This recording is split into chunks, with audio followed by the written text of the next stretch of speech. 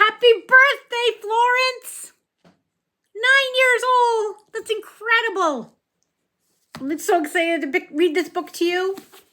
It's called The Swifts. It's very quirky. That's what I like about it. It's a little different. It's called The Swifts, a Dictionary of Scoundrels. And it's by Beth Lincoln. And you know what? I've been having trouble with the audio recording, so I've read this chapter 3 times now. So I should be pretty fluent while I read the first chapter again. And let's hope the third time's the charm, as they say. Part 1 of your birthday book for your 9-year-old birthday. Chapter 1 is called The Unexpected Inheritance. It was a bright, well-dressed morning in early May, and the Swifts were in the middle of a funeral. The house looked very fine. The lawns had been swept clean of leaves. The hedge maze had been trimmed. The statues had been scrubbed behind the ears. The family had spent the morning practicing their eulogies in front of a mirror, and now they walked in slow precision through the cemetery, faces professionally grim. According to Arch-Aunt Schadenfreude, a funeral ought to look like a wedding upside down. The Swifts had done their best to honor her wishes. The path to Aunt Schadenfreude's grave frothed with flowers. The trees dripped black ribbon. Cook had even baked a somber cake with black icing, set on a table just to the left of the headstone. To the right, a gramophone coughed out a melancholy tune. Shenanigan Swift was carrying the front end of the coffin. She was considerably shorter than the other pallbearers. At the back, her eldest sister Felicity gangled, and her Uncle Maelstrom loomed. And although Shenanigan was doing her very best to keep the coffin steady, it still tilted forward at a worrying angle. Phenomena, ahead of the procession, guided her sisters through the cemetery, like an air traffic controller. Shot her a wary glance, a wary look. Shenanigan tried to think herself taller, with limited success. They wound between the graves like black floss through crooked teeth. Shenanigan read the names of her late family as they trudged past. Calamitous Swift, 1598 to 1652. Adjective, causing or fraught with disaster. And Godwatery Swift, 1733 to 1790. Noun, 1. Overly elaborate gardening or garden design. 2. Old-fashioned and affected language. She shifted the weight of the coffin and it lurched alarmingly. Look at that image. There's the gramophone, which is an old kind of music player. See the record there? And she's all alone at the front because Phenomenon's directing. There's her uncle and her older sister Felicity.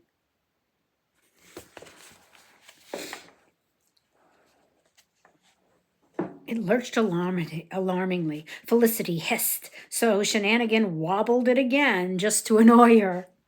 Her hand left a smear on the expensive, highly polished wood.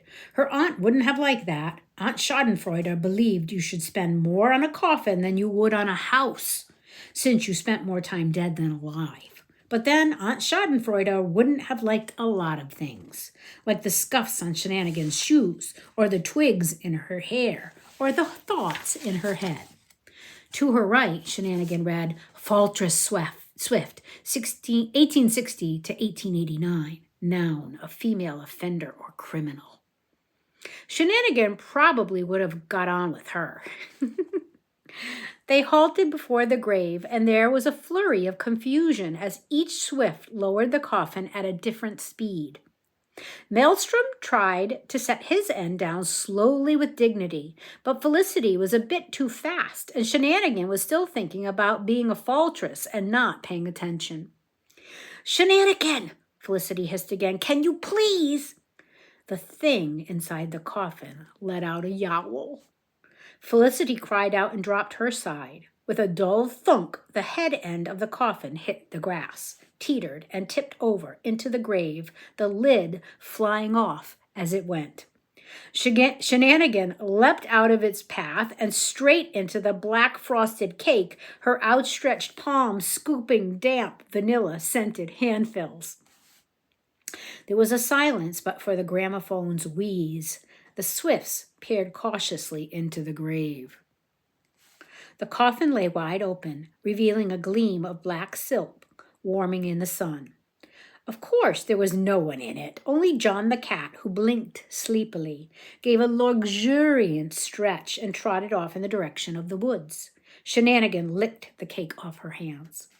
"Well," called a voice from behind them, "that was an appalling rehearsal, I must say." The troop turned guiltily toward Aunt Schadenfreude, perched on Vile's monument.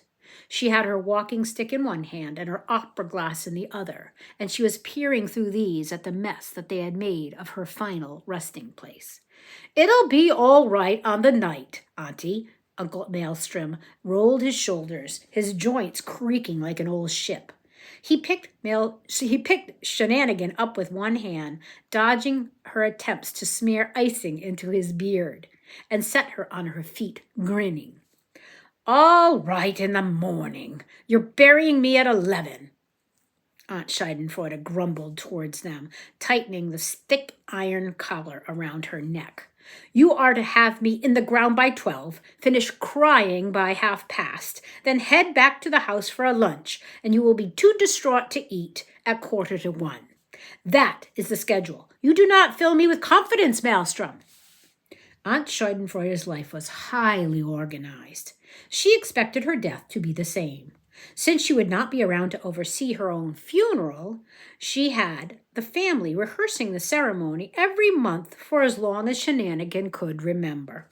They had never managed to get everything right.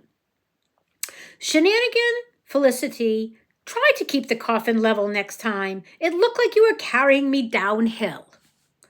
"It's hard, though, when Uncle Maelstrom's so much taller than us," whined Felicity. "Given the average rate of adolescent growth, it should be a bit taller. We should be a bit taller by the time Aunt Schadenfreude dies," Phenomena pointed out. She dabbed at the spattering icing on her lab coat. "That should balance things." "Rank optimism," snorted Aunt Schadenfreude.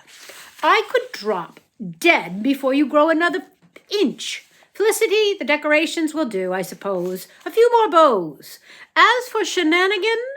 Shenanigan paused in her licking. "I'm assuming you put John in there?" Shenanigan shrugged. "Cats like boxes. Could you please wait until I'm in my grave before you desecrate it?" This remark seemed very unfair to Shenanigan, who thought she'd improved a great deal. Last month, she got the coffin stuck in the front door, and the whole family had to limbo their way in and out of the house for several days. Her aunt's sour expression mirrored her own.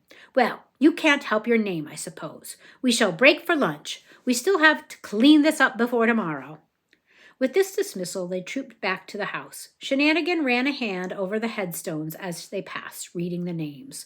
Rubric, Catharsis, Endeavor, Ilk. You can't help your name. She shook off the irritation that came with Aunt Schadenfreude's well-worn phrase.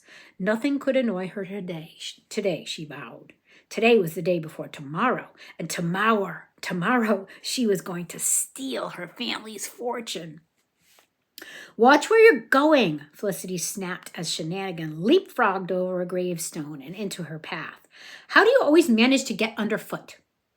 "Maybe because your feet are so massive? Hard to avoid them, really." "My feet aren't massive. You're just small. It's like trying to keep an eye on an ant."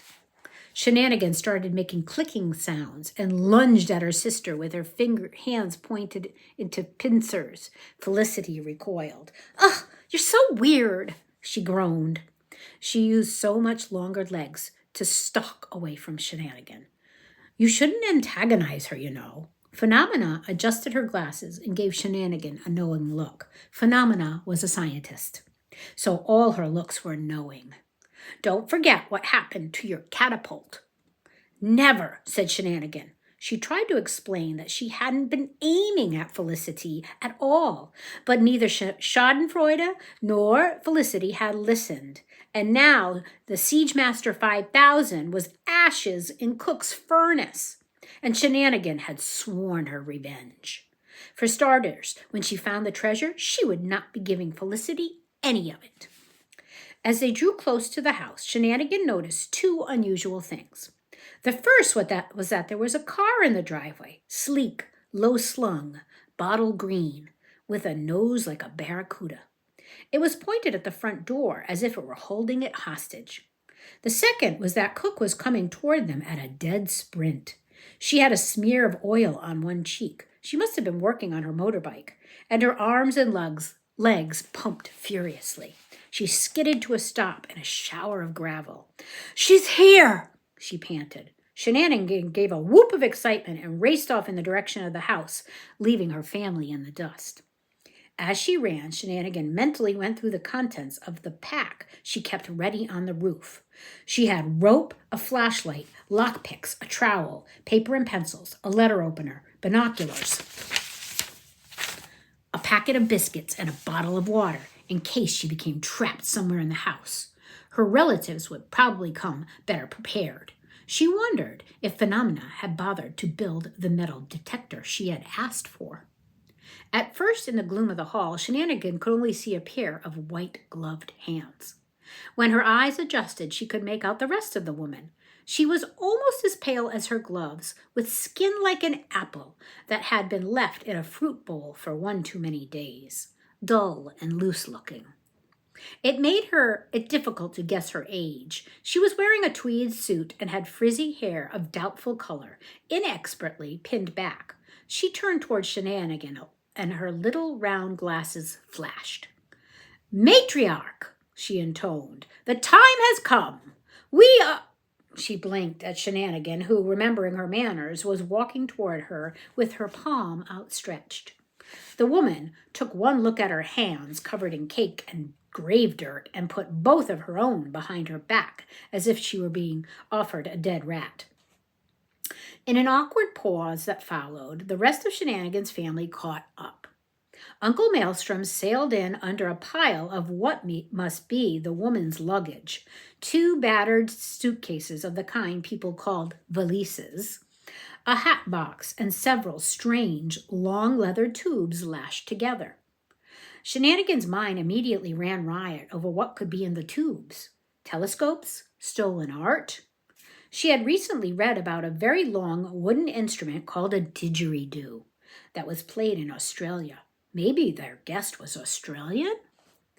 When the woman spoke again, it was very clear that she was not Australian. She had an accent that came from an English university and a voice that was used to libraries.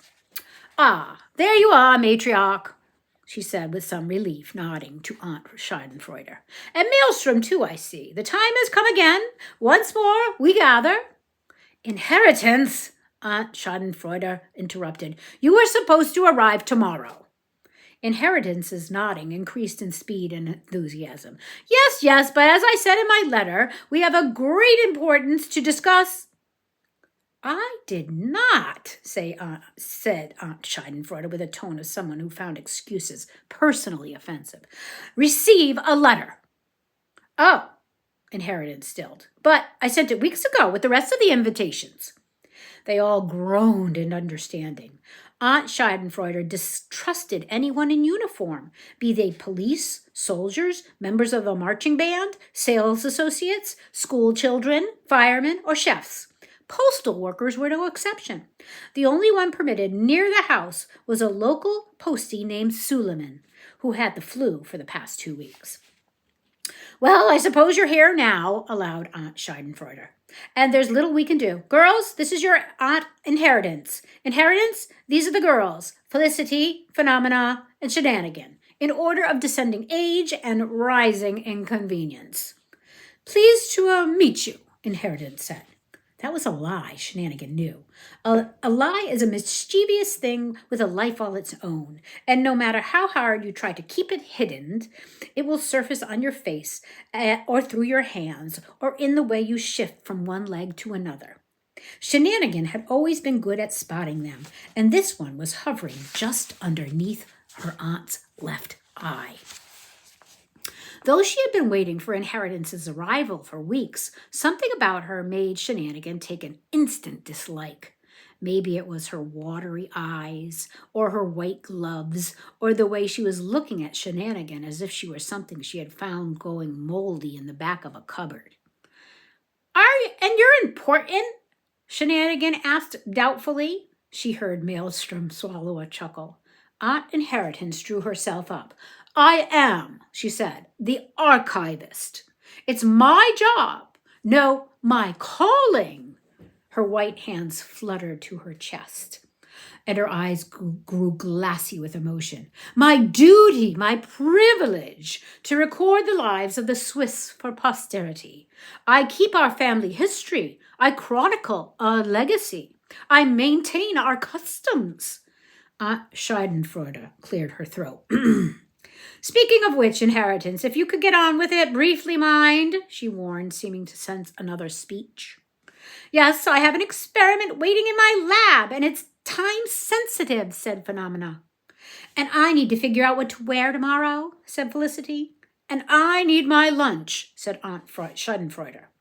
Aunt Inheritance looked scandalized. Schadenfreude, this is Phenomena's and Shenanigan's first time. Tradition is everything. Well, tradition doesn't have a mushroom omelet waiting for it in the kitchen. Aunt Schadenfreude's mouth puckered in disapproval. She looked as if she wanted to scold Aunt Schadenfreude, but she had wisely realized that she might not survive the experience. The time has come, she intoned through gritted teeth. Once more we gather. I, Inheritance Swift, archivist, having consulted my books and interpreted the signs and checked everyone's availability, hereby call the Swift family reunion. We return to the house of our house to strengthen our bonds, to keep the peace between us, to search for our lost fortune, as we have done decades prior, and will do decades hence, for as long as our names are spoken. Matriarch Schadenfreude, are we welcome? Oh, I suppose so. Then it is done. Inheritance threw her arms wide. The reunion is officially underway. It's so good. It's so good. I'm so glad there was nobody in that coffin, especially when it burst open. I think we're going to love your birthday book this year. It's great. It's so much fun. It's so silly and quirky. That's what I like about it. It's quirky. All right, my love. Kisses until we read again. I love you.